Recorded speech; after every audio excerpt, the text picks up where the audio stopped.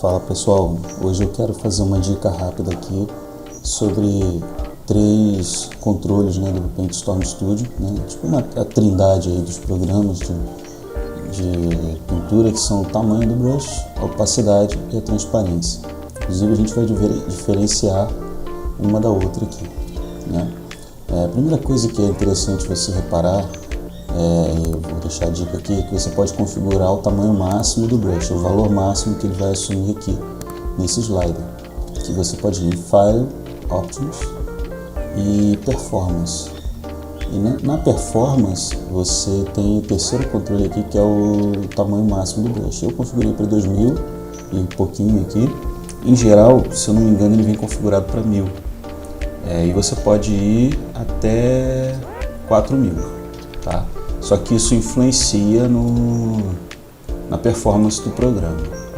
A minha tela aqui que eu estou aberta é pequenininha, então um brush de 2000 fica gigante, mas nas telas que eu costumo trabalhar profissionalmente aí, eu realmente uso telas bem maiores, às vezes sinto falta de um brush maior, mas em geral 2000 e pouquinho está me atendendo bem. E vale considerar que esse brush aqui está com uma forma simples, então não pesa tanto, mas tem brushes que são bem mais pesados, inclusive quando se usa o Double Brush, que é um tópico que eu vou abordar futuramente. Voltando aqui ao nosso tema, né, depois da dica da configuração, a gente tem esses 3 controles aqui como os primeiros do painel General, né? E começando com o Size, que é o tamanho, você pode definir no slider, e aí fica também uma explicação sobre como funciona o slider no PaintStorm Studio. Você está definindo aqui à direita o tamanho máximo, inclusive ele já te dá um preview do tamanho do brush, né, quando você altera esse valor. Mas você também pode definir o tamanho mínimo, mudando o pedacinho da esquerda aqui, a ponta da esquerda, e inclusive clicando em cima dele você arrasta ele, ó, você vê que o mínimo também está crescendo, que ele está mantendo tipo uma proporção aí, tá? Então você configura tanto o tamanho mínimo quanto o tamanho máximo. Então se eu botei desse jeito que está aqui, eu vou ter uma diferença de tamanho aí que não vai variar tanto. Se eu puser do 0, por exemplo, vou botar aqui Paint Pressure, deixar ele retinho aqui do jeito que está, ok. Deixa eu apagar aqui essa sujeira que eu fiz. Vou diminuir um pouquinho aqui o tamanho máximo. Inclusive fica mais uma dica, que é o controle para você diminuir rapidamente aqui o tamanho ou aumentar. Você segura Ctrl Alt e ele vai te dar a possibilidade, ele vai mudar a visualização. Ele já altera para um cursor branco ali no meio com o tamanho do brush atual, 521, que está no meu caso. Então se você clicar e arrastar para a esquerda ou direita, ele diminui ou aumenta e te mostra ali o valor, tá? É um atalho bem rápido, inclusive funciona em outros programas como Photoshop, Corel Painter e demais. Clip Studio, se eu não me engano, é arrastar para cima e para baixo. Nesses casos aqui do Photoshop, Corel Painter e o PaintStorm é para a esquerda e direita. Só que o Corel Painter ele tem um problema, que ele sempre começa de um tamanho pequeno e cresce, você tem que aumentar. Então isso me incomoda um pouco, porque eu gosto de ter como ponto de partida o tamanho atual, né? E aí eu faço um pequeno ajuste para cima ou para baixo, de acordo com a minha necessidade. Então eu acho esse controle aqui melhor. Bom, o size, né, tamanho, se eu puser aqui em 0 e configurar para poder variar de acordo com a pressão da caneta, que é o que está aqui, eu vou começar com ele pequenininho e vou crescendo até o tamanho máximo que eu defini. Se eu ponho aqui, por exemplo, mais para metade, eu já vou começar com ele um pouco maior e vai ter um crescimento pequeno em relação ao tamanho inicial, tá? Se eu aumento mais aqui, eu já vou começar com ele maior ainda. Então é só um exemplo, né, de como funciona o slider, não só para o tamanho, mas para todos os outros controles, né? Você pode definir o tamanho mínimo e o máximo. E aí você automaticamente está definindo a escala, né, que ele vai alcançar naquele tipo de controle. Assim como opacidade, por exemplo, né, eu vou de 0 a 100, transparência também, de 0 a 100. Então se eu mudo o valor mínimo aqui para metade, eu estou começando a opacidade em 50 e não em 0. Tá? O size é que varia realmente mais por causa do tamanho máximo que você pode definir para o brush. Tem outros controles aqui com valores diferentes também. Vamos voltar aqui para opacidade e transparência, eu quero diferenciar um do outro. Como que funciona um brush stroke nesses programas de pintura? Você tem uma forma, nesse caso da minha aqui, essa que eu selecionei aqui, eu usei até uma forma um pouco mais opaca para poder facilitar a nossa visualização. Eu tenho essa forma, que vocês estão vendo o desenho aí, e quando você faz um stroke, ela está sendo repetida aqui.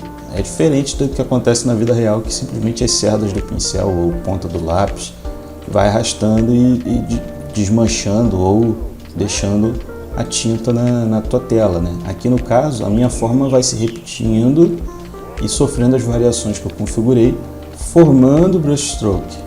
E a opacidade e a transparência elas se diferenciam nisso. A opacidade diz respeito a cada forma dessa que vai se repetindo. Ela varia na forma. Já a transparência ela varia no stroke. E aí por que isso muda no controle do outro? Se eu definir aqui, por exemplo, um espaçamento maior em relação ao meu brush, você vai conseguir enxergar, deixa eu tirar aqui a transparência, você vai conseguir enxergar a minha forma, né? E se eu definir um espaçamento menor, olha como é que ficou preenchido, né? Aqui está separado, você consegue enxergar a repetição e aqui você não consegue enxergar porque ela está muito próxima nesse espaçamento que eu botei. Deixa eu botar de volta a transparência aqui. Olha como é que funcionou. E aí quando você define a opacidade, ela está diminuindo a opacidade da sua forma. E isso faz com que ela se relacione com a textura que você definiu, que aqui está configurada, e ela acaba mostrando mais a textura. Já quando você define a transparência, vou botar aqui o Pin Pressure, você está dando transparência ao stroke inteiro, ou seja, em todo esse percurso ele está alterando linearmente a transparência e não nas repetições de formas. E aí isso também influencia na transparência da textura, porque ele é tipo um master, é como se eu tivesse aqui, deixa eu voltar, você tem aqui a sua tela, né, a área que você está pintando, você tem aqui as formas que se repetem e você tem o master, que é o seu stroke.